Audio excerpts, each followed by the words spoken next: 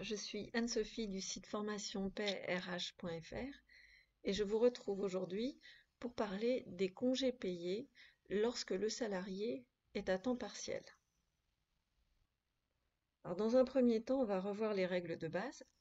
Au niveau de l'acquisition du nombre de jours de congés payés, que le salarié soit à temps partiel ou à temps plein, et à temps partiel, même s'il effectue qu'une seule journée par semaine, le nombre de jours acquis par mois effectivement travaillé sera le même. C'est-à-dire que si l'entreprise est en jours ouvrables, il va acquérir 2,5 jours par mois et en jours ouvrés 2,08. Alors, c'est l'entreprise qui décide si elle fonctionne en jours ouvrables ou en jours ouvrés. Alors, le Code du travail parle uniquement des jours ouvrables et une entreprise peut choisir d'opter pour les jours ouvrés si c'est plus favorable. Ceci dit, certaines conventions collectives prévoient expressément de recourir aux jours ouvrables ou aux jours ouvrés, et à ce moment-là, il faut se rallier à ce que prévoit la convention collective. Donc, le traitement des salariés doit être le même, qu'ils soient à temps partiel ou à temps complet. On ne peut pas prévoir que les salariés à temps plein aient plus de congés payés acquis, ou qu'ils en perdent moins quand ils prennent des périodes de congés payés, ou si la convention collective prévoit des jours de congés payés d'ancienneté, comme la convention Syntec, et qu'il n'est pas précisé que cela soit différent, que les salariés soient à temps partiel ou à temps plein, à ce moment-là, ils auront droit aux jours de congés payés d'ancienneté comme les autres salariés. Au niveau de l'indemnité de congés payés, c'est également la même chose. Le calcul est le même.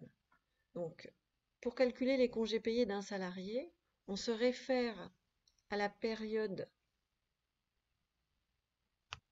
de référence pour calculer le dixième et on compare avec la rémunération qu'aurait perçue le salarié pendant son absence. On compare les deux et on prend l'indemnité la plus avantageuse au niveau de l'indemnité. Au niveau de la déduction, on déduit selon le mode de calcul habituel pour déduire les journées d'absence. Alors, la période de référence pour les congés payés qu'on va prendre pendant la période légale de cette année 2021, elle court sur 12 mois, donc elle va du 1er juin 2020 au 31 mai 2021. Donc on va faire le calcul de tous les salaires qui entrent dans la base de calcul. Alors cette base, elle n'est pas égale à la rémunération brute qui a été acquise pendant 12 mois, hein, parce que certaines rémunérations, certaines primes notamment, n'entrent pas dans la base de calcul de congés payés. Donc là, on va inscrire les 12 mois de salaire, on va calculer 10% de cette somme, la diviser par le nombre de jours de congés payés que le salarié aura acquis, on va trouver un certain montant. Et ce montant, on va le comparer à une journée de travail pendant le mois durant lequel il va prendre ses congés payés, et on va prendre la somme qui est la plus avantageuse pour lui payer sa journée de congés payés. Donc là, je vais indiquer des salaires, je vais vous faire un exemple pour que vous compreniez exactement. Au cours de la période de référence, le salaire de base est de 2000 euros et certains mois, il a été de 2100 et de 2300. Alors, le salaire de 2000 euros ne correspond pas forcément au salaire brut. Peut-être qu'il était supérieur, peut-être qu'il était égal à 2000 et des poussières, mais seuls les 2000 euros rentrent dans la base de calcul. Donc là, il faut se référer aux sommes qui entrent ou pas dans la base de calcul des congés payés. Donc on obtient un total de 24 400. Cette somme, donc on la divise par 10 pour obtenir 10%, ce qui nous donne 2440. On va partir sur une entreprise qui fonctionne en jours ouvrés. Donc le salarié qui était là toute l'année pendant la période de référence a acquis 25 jours.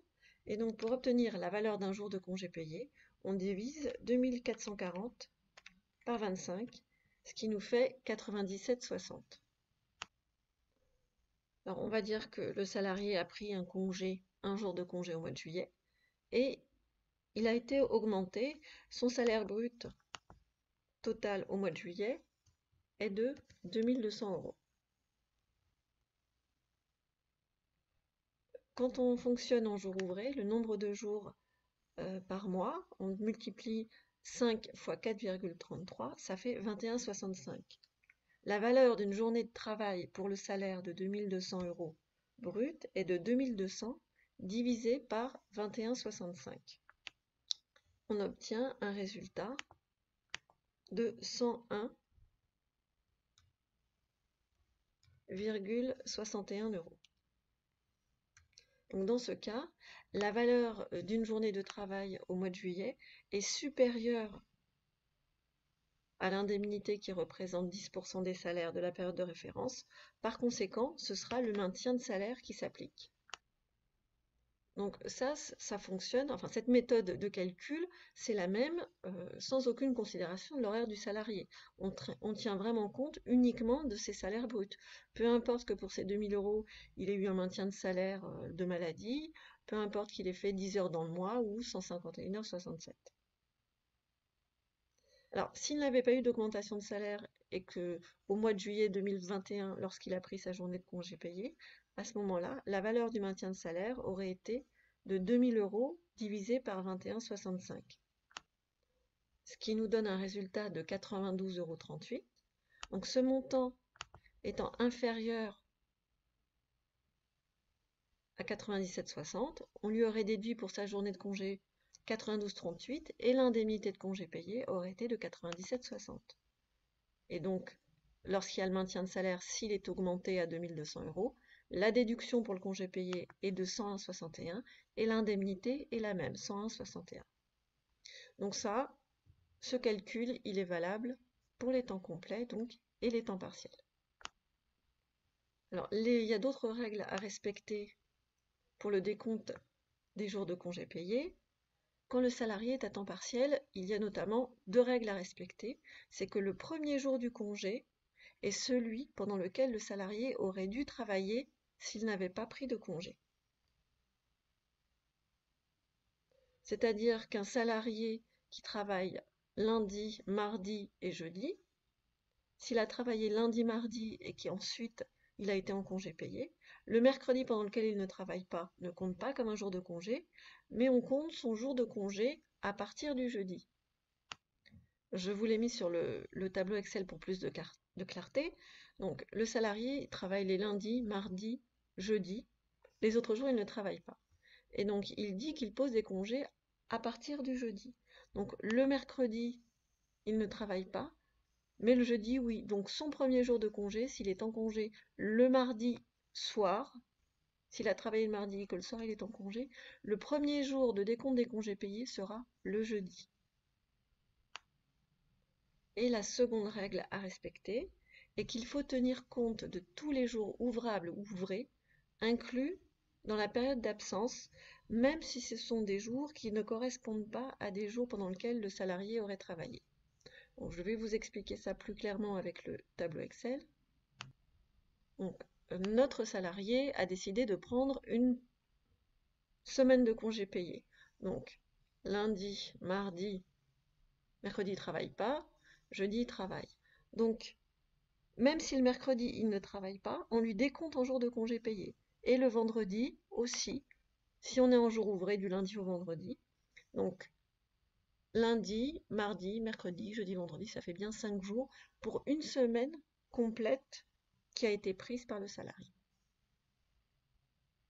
Je vais m'arrêter ici pour aujourd'hui et dans la prochaine vidéo, on verra quelques cas concrets pour décompter les jours de congé payés d'un salarié à temps partiel dans différents cas de figure avec différents horaires. Voilà, je vous souhaite une bonne journée, une bonne soirée et je vous dis à la semaine prochaine.